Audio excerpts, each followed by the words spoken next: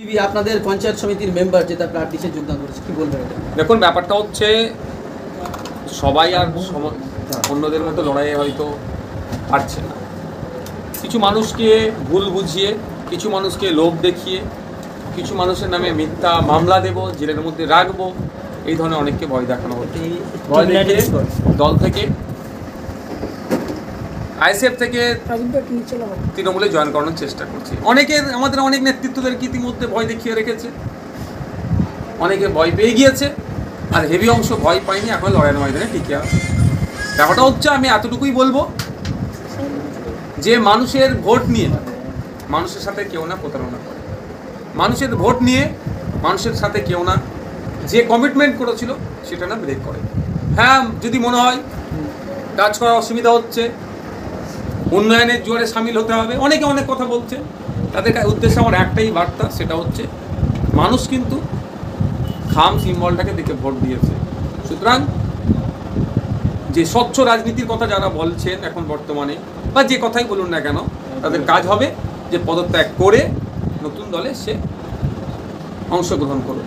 অন্যথায় মানুষের ভোট নিয়ে মানুষের সাথে যারা এই কাজটা করছেন, যে তাদের ভোটের মূল্যায়ন করছে না, আগামী দিনে মানুষই তাদেরকে মূল্যায়ন করবেন এবং কোন জায়গায় রাখবে সেটা মানুষ ডিসাইড করবে। যদি এখানে আপনাদের কর্মী সমর্থক নেতৃত্বটা চলে যায়, তাহলে তো আইএসএফ ভাঙড় থেকে মুছে যাবে। কোথায়? 2021 সালে তো আমাদের একটা পঞ্চায়েতের মেম্বার ছিল না, সমিতির মেম্বার একটাও ছিল না, জেলা পরিষদের মেম্বার একটাও ছিল না, সেখানে 1,09,000 ভোট পেয়েছিলাম। এখন তো তাও অনেক হয়েছে। তো আপনি যেটা বলতে চাইছেন সেটা কিছুই হবে না। বাংলার মানুষের অন্তরে আইএসএফ জিতে গিয়েছে। তো কোনো একটা নির্বাচিত জনপ্রতিনিধি যদি ভিন্ন দলে যায়, তাতে আইএসএফের খুব ক্ষতি হয়ে যাবে, এরকম ব্যাপার নয়। এরপরে আরো অনেকের নাম শোনা যাচ্ছে যে আপনাদের যে একমাত্র জেলা পরিষদ সদস্য যেটা রাইনুল হক, সেও নাকি তৃণমূলে যোগদান করবে বলে সূত্র মারফত খবর পাচ্ছে। দেখুন, ব্যাপারটা হচ্ছে আজকেই তো রাইনুল এসেছিল, কথা হচ্ছিল, এরকম কোনো তার কাছ থেকে আভাস পাইনি। তবে একটা কথা দেখুন, আমি আবারও বলছি, অনেক মিথ্যা ভয় দেখাচ্ছে, চমকাচ্ছে, ধমকাচ্ছে। ওই চমকে ধমকে কিছু মানুষকে ভয় নিতে পারবে, সামগ্রিকভাবে আইএসএফকে রুখে রাখতে পারবে না।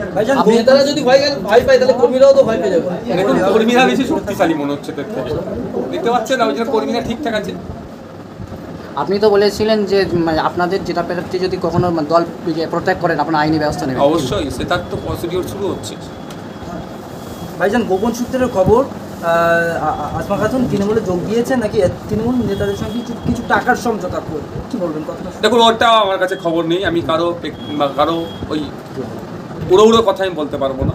যদি ওইটা জানতাম আমি এক্ষুনি বলে দিতাম যে কিছু বিনিময় গিয়েছে। আপনাদের কাছে যদি এক্সাক্ট ওই ধরনের খবর থেকে থাকে দেবেন, বরঞ্চ আইনি লড়াই আমাদের সুবিধা হবে। আজকে আরাবুল ইসলাম বাড়ি জেল থেকে বেরিয়েছে দীর্ঘ 5 মাস পর, কি বলবেন? দেখুন, পঞ্চায়েত হিংসায় মামলাতে তিনি জেলে গিয়েছিলেন, তারপরে একাধিক মামলা হয়েছে, তারপরে তার দলের অন্যান্য নেতারা তার বিরুদ্ধে কি ষড়যন্ত্র করেছে নতুন করে বলতে রাখছে না। তিনি বাড়ি এসেছেন, জামিন পেয়েছেন, আইনের মাধ্যমে তিনি জামিন নিয়েছেন। তবে আমরা পঞ্চায়েত মামলাতে যেটা করেছি, আমাদের কর্মী খুন হয়েছে, একাধিক কর্মী খুন হয়েছে, একাধিক কর্মী ক্ষতিগ্রস্ত হয়েছে। আমরা যে আরামুল ইসলাম সাহেব যাতে কনভিক্ট হয়, যাতে তার বিচার হয়, তার জন্য আমরা লড়াই করে যাব। উনি বর্তমান পঞ্চায়েত সমিতির সভাপতি, ওনার যে নামের ভোট ছিল, নামের ভোট তুলে দেওয়া হয়েছে। এমনকি পঞ্চায়েত সমিতি আরাবুল বিরোধীরা পঞ্চায়েত সমিতির ওনার ঘরে গিয়ে তারা মিটিং করছে। এমনকি তারা বলছেন যে আরাবুল ইসলাম হচ্ছে দুর্নীতিবাজের কোনো জায়গা নেই। সেটা তার দলীয় ব্যাপার, বলতে কে কারা মানে তাদের দলের মধ্যে তারা কাকে পঞ্চায়েত সমিতি সভাপতি করবেন, কাকে মানবেন না, তাদের রাজনৈতিক দলীয় ব্যাপার। তবে এতটুকু আমি বলবো, এটা হচ্ছে ভাগ বাটোয়ারার লড়াই হচ্ছে তাদের মধ্যে। কে কত পার্সেন্টেজ, 25% কারা কন্ট্রোল করবে, এর লড়াই চলছে। মানুষকে উন্নয়ন করব, মানুষকে পরিষেবা দেবো, মানুষের পাশে থাকবো, এই লড়াই তাদের মধ্যে, এই কম্পিটিশন নয়। জেল থেকে বেরিয়ে রীতিমতো আরাবুল ইসলাম তৃণমূল ভবনে গেছে, নেতৃত্বের সঙ্গে দেখা করেছে। তো তৃণমূল ভবনে যাবেন থেকে বিজেপি পার্টি অফিসে যাবেন নাকি? উনি তৃণমূলের নেতা, তৃণমূল অফিসে গিয়েছে, এটা তো স্বাভাবিক ব্যাপার, এটা কিছু চমকের ব্যাপার নয়। আসমা বিবি বলছেন যে নওশাদ সিদ্দিকী মানুষের পাশে থাকছে না, তিনি অনেকবার আপনাকে ফোন করেছেন, পাননি, এবং আইএসএফ থেকে কোনো সাপোর্ট পায়নি। তার 4 জন কর্মী আর কি আহত হয়েছে, মানে হসপিটালে ভর্তি ছিল, কোনো আইএসএফ কর্মী বা নেতৃত্বরা দেখতে যায়। কী বলবেন? ব্যাপারটা হচ্ছে, আমি আপনাদের বলি, সবসময় ফিজিক্যালি যে উপস্থিত থাকতে হবে এরকম ব্যাপার নয়। তাদের পরিবারের লোকজনকে আর্থিক সহযোগিতা থেকে শুরু করে বিভিন্ন আইনি সহযোগিতা আমাদের দেওয়া হচ্ছে কি দেওয়া হচ্ছে না, সেটা খোঁজ নেবে। এবং ভাঙড়ে তো আমাদের অনেক নেতৃত্বরা আছেন, অনেকে জেল খেটেছেন, তাদেরকে জামিনের ক্ষেত্রে আইএসএফ এর কি ভূমিকা আছে না ভূমিকা আছে জিজ্ঞাসা করুন। আর ফোনের কথা যেটা বলছেন আমি এটা একদম ফেলে দেওয়ার কথা বলবো না, কারণ ফোন আমি আজকাল বেশি ইউজ করছি না, আমাদের অফিসেই থাকে, সুতরাং সেখানেও একটা লিমিটেশন টাইম পিরিয়ড থাকছে। তারপরেও বলবো যার যেরকম সুবিধা হয় আমাকেও না ফোনে পেলে আমাদের যারা অ্যাসোসিয়েট আছে তাদের সাথে যোগাযোগ করলো, সেই সমস্যাগুলো আমরা সমাধান করার চেষ্টা করি। আসমা খাতুন বলছে যে ভাঙড়ের বিধায়ক ভাঙড়ে ঠিকমতো উপস্থিত হতে পারছে না, তাই ভাঙড়ের মানুষের ঠিকঠাক পরিষেবা দিতে পারছে না। দেখুন ব্যাপারটা হচ্ছে নতুন তো তৃণমূলের নাম লিখিয়েছে, এই ধরনের না কথা বললে তৃণমূলের গ্রহণযোগ্যতা তার হবে না, সেই জন্য বলছে দুটো বলতে দিন, তৃণমূলের জায়গাটা করবে তো তিনি করে নেবেন চেয়ারম্যান ভাই বলে। আইএসএফ এর স্যাম্বলে জিতলো, তাহলে আইনি পদক্ষেপ কি নিচ্ছেন? আপনি তো বারংবার বলেন আইনি কি পদক্ষেপ নেবো সেটা তো আর মিডিয়ায় বলা যায় না, লিগাল যে প্রসিডিওর আছে সেগুলো আমরা মেনটেন করব, উপনির্বাচনে কি আইনি ব্যবস্থা সেটা আমাদের লিগাল যে প্রসিডিওর আছে সেগুলো আমরা মেনটেন করব। উপনির্বাচনে কি প্রার্থী না এই 4টে উপনির্বাচন আমরা দিচ্ছি না, পরে যেটা আছে যেগুলো আছে আরো 6টা মতো আছে সেগুলো আমরা কোথাও কি আমাদের সমর্থন করছেন? না কোনো সমর্থনের প্রশ্ন আসছে না বা কোনো বিরোধিতার প্রশ্ন আসছে না, আমরা প্রার্থী দিচ্ছি না, কন্টেস্ট করছি না 4টে উপনির্বাচন। পরের গুলো করবেন বলে আশা করছি। সে অবশ্যই প্রার্থী আনতে পারবেন। আসমা খাতুন রীতিমতো অভিযোগ তুলেছেন যে আইএসএফ এর কর্মীদের কোনো সমস্যা হলে আমাদেরকে বলতো, কিন্তু আমরা সেই সমস্যাটা ওপর মহলে তুলে ধরতে পারতাম না, ওপর মহলের সাথে আমাদের কোনো যোগাযোগ থাকতো না, যোগাযোগ বিচ্ছিন্ন। বাকি অঞ্চল নেতৃত্বদের কাছ থেকে এটা জিজ্ঞাসা করেনি, ওরা উত্তর দিয়ে দেবে, ছোটখাটো বিষয়। ভাইজান আমরা যেভাবে খবর পাচ্ছিলাম আরাবুল সাহেব তিনি নাকি আইএসএফে যোগদান করবে। না এই ধরুন আমি আপনাদের বলি নেওয়ার প্রশ্নই আসছে না, যোগদান থেকে বড় কথা নেওয়ার প্রশ্নই আসছে না।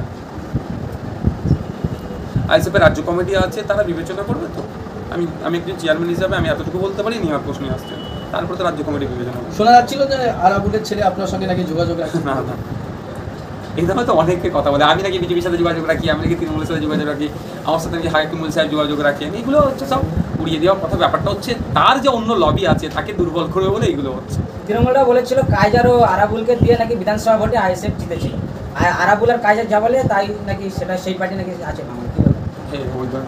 সব থেকে বেশি ক্ষতি 2021 নির্বাচনের পরে আমরা আইএসএফ যারা যদি ক্ষতি করে থাকি, মানে কর্মী সমর্থকদের উপরে হিংসা করে থাকে, তার মধ্যে প্রথম সারি দুজনের নাম উঠে আসলে ভাঙড় বিধানসভার ক্ষেত্রে একটা হচ্ছে আরাবুল ইসলাম, দ্বিতীয়টা হচ্ছে কাইজার আহমেদ, তারা আবার আমাদের পার্টি চালাবে।